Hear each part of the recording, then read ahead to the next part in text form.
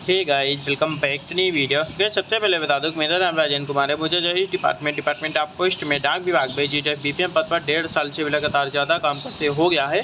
तो जो भी आप लोगों को इन्फॉर्मेशन दूंगा बिल्कुल ऑथेंटिक और सटीक होगी।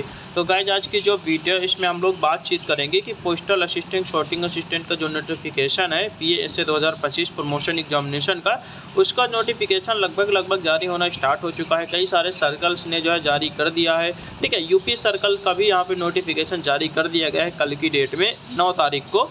अब बात करते हैं यूपी सर्कल का नोटिफिकेशन तो जारी कर दिया गया है, उसमें कौन कौन से पॉइंट हैं जो कि आप लोगों को जानना जरूरी है। कब फॉर्म भरा जाएगा, लास्ट डेट क्या है।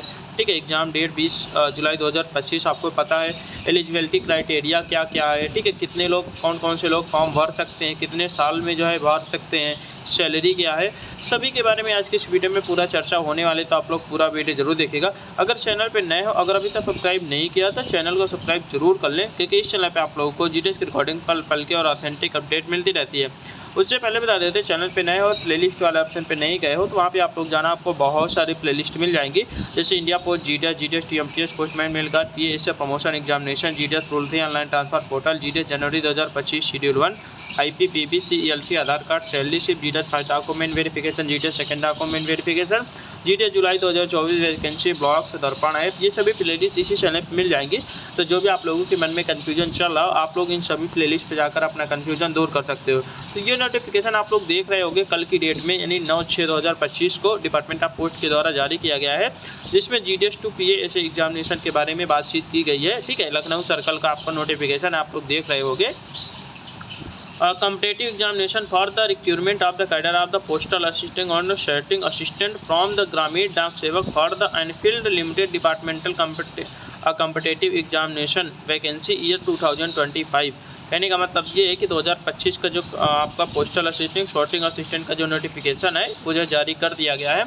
अगर हम लोग बात करेंगे यहाँ पे तो डेट ऑफ नोटिफिकेशन आप लोग देख रहे होंगे 9/6/2025, यानी कि कल की डेट में जारी किया गया है।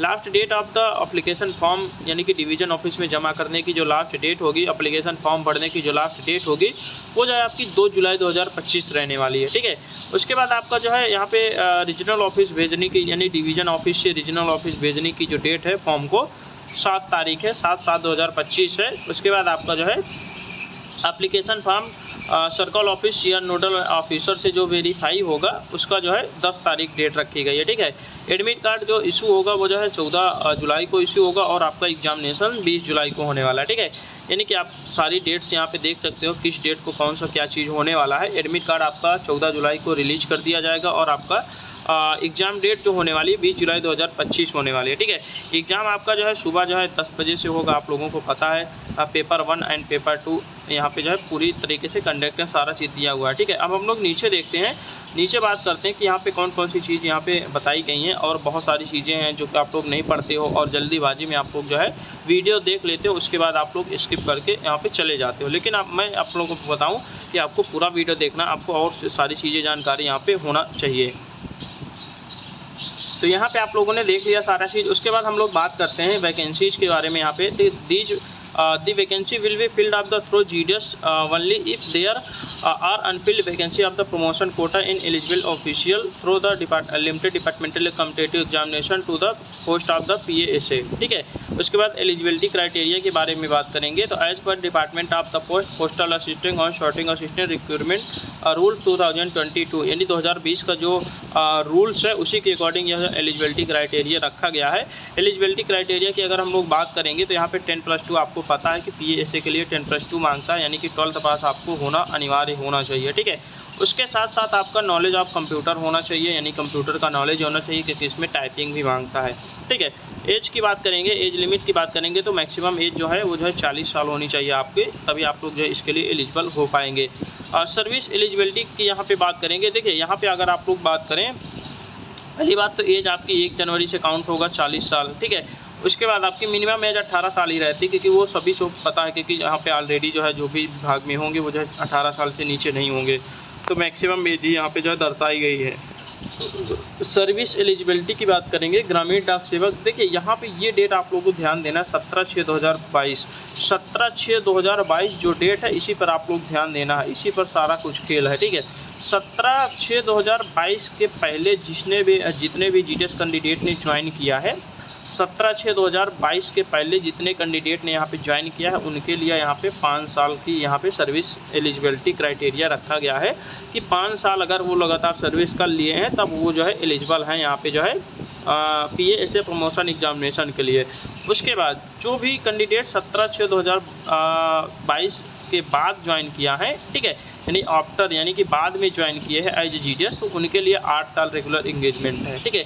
ये रूल्स बनाया गया है, आप लोगों ने पता होगा, ये 17/6/2022 वाला रूल्स आप लोगों ने देखा होगा। अगर नहीं देखा है तो आप लोग जो है गूगल पे यहाँ पे जो है यूट्यूब पे सर्च कर लेना, आपको मिल जाएगा, ठीक है। ये जो एक नया रूल्स आया था कि 17/6/2022 के पहले जिसने भी ज्वाइन किया है उसके लिए 5 साल है, और 17/6/2022 के बाद जिसने भी ज्वाइन किया है एज ए जीडीएस उसके लिए 8 साल रेगुलर इंगेजमेंट है।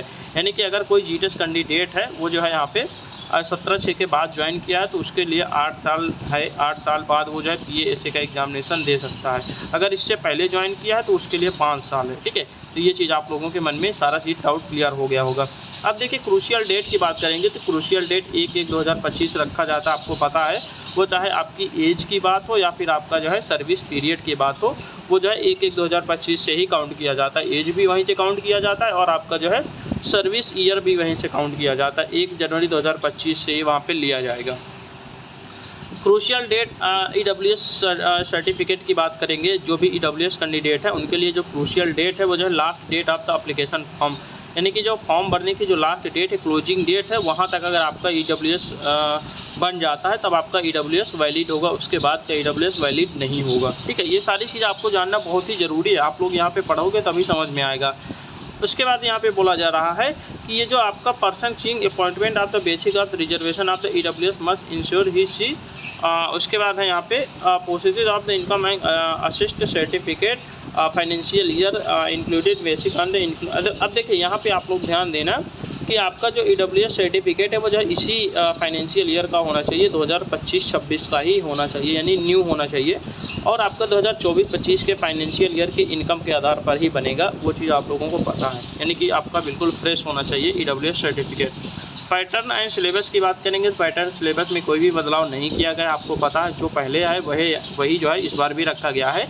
यहाँ पे जो है पेपर 2 को यहाँ पे रिमूव कर दिया गया था, आपको पता है 29/5/2024 का एक नोटिफिकेशन आया था विभाग के द्वारा कि पेपर 2 को हम लोग जो है कैंसिल कर देते हैं, इसको रिमूव कर देते हैं। जो कि हमारा लैंग्वेज का टेस्ट होता था, लैंग्वेज का जो पेपर होता था उसको हटा दिया गया है, वो चाहे MTS से हो, चाहे पोस्टमैन मेल गार्ड से हो, चाहे आपका PA सभी से हटा दिया गया है, ठीक है। यानी कि लोकल लैंग्वेज को कोई भी पेपर यहाँ पे नहीं होने वाला है।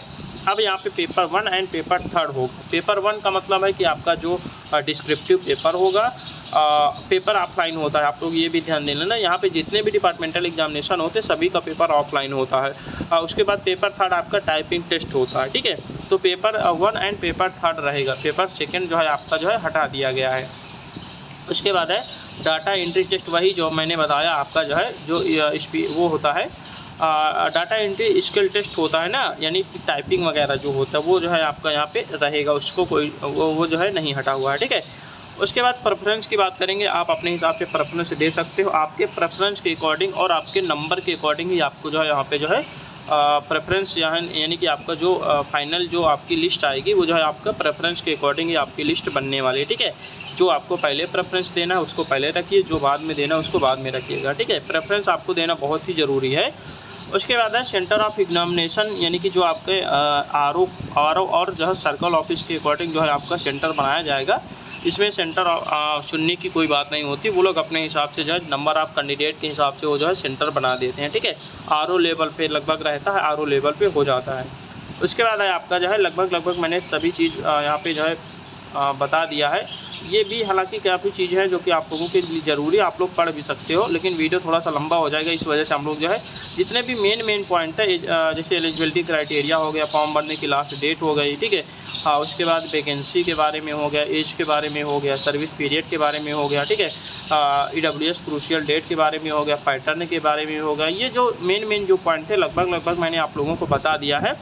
अब देखिए, अब बात करते हैं कि फॉर्म को कैसे भरना है। इसके रिगार्डिंग मैं एक अलग वीडियो बना दूंगा, जो कि ऑफलाइन तरीके से फॉर्म भराया जाता है। आपको पता है, इसका कोई भी फॉर्म ऑनलाइन नहीं होता, ना ही पेपर ऑनलाइन होता है। ऑफलाइन आपको फॉर्म भरना है। अभी मैं जो है एक वीडियो बनाऊंगा, वो जो है PDF भी मैं आपको प्रोवाइड करवा दूंगा। उस PDF में आपको सारा फॉर्म भर के और अपने डिवीज़न ऑफिस तक पहुँचाना है, वहीं से जो है फॉरवर्ड होके जाएगा। ठीक है, तो ये सारी कंडीशन है। तो हम लोग जो है इस वीडियो को यहीं पे एंड करते हैं। मिलते हैं एक नई वीडियो के साथ, तब तक के लिए बाय बाय, टेक केयर।